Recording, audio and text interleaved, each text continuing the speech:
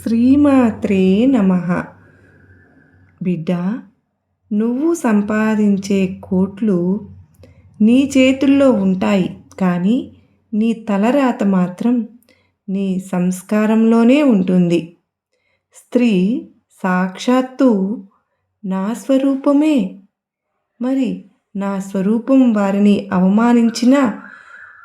అవమానించిన చోట ఐశ్వర్యం అనేది నీ దగ్గరకు ఎలా వస్తుంది?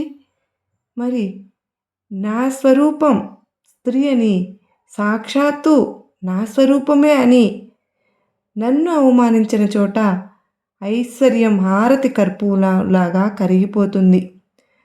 నీకు ఎంత ఐశ్వర్యం ఉన్నా, ఏ బయట పట్టుకుంది అని ఎంత శక్తి అయినా, మరి నీకు లోకమంతా చీకటి కమ్ముకున్నా, తల్లి నువ్వు భయపడకు, నీ వెనుక నీ తల్లి దుర్గమ్మ ఉన్నదని మరువకు. నీ కన్నీటిలో నేనున్నాను, నీ చిరునవ్వులో నేనున్నాను. నువ్వు నన్ను స్మరిస్తే చాలు, నీ ముందు నిలబడతాను, నీ నీడనై నిన్ను నడిపిస్తాను. నీకెప్పుడు నేను ఆశీర్వాదాలు నీకు తోడై ఉంటాను. నేను మీ ఇంటికి వచ్చే సంధ్యా సమయంలో నిద్రపోవడం, ఇల్లు ఊడ్చడం, గోళ్ళు తీయడం, ఇంకా ఏడవడం, గొడవలు పడతాం. అక్కడ ఎలా ఉంటాను చెప్పు తల్లి?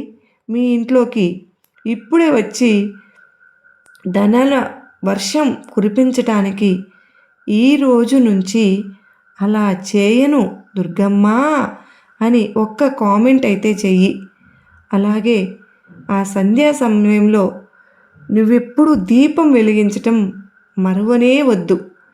నీకు ఈ శుక్రవారం రోజున నా ఆశీర్వాదాలు తప్పకుండా లభిస్తాయి. ఒక్క నిమిషం ఆగు తల్లి. నీ కష్టాలు తీరాలి అని, నువ్వు బాగుండాలి అని నేను ఇంద్రకీలాద్రిపై నుండి కూడా దిగి వచ్చాను నీకోసమే. బిడ్డ, నీ భవిష్యత్తును తీర్చిదిద్దే బాధ్యత నేను స్వయంగా తీసుకున్నాను.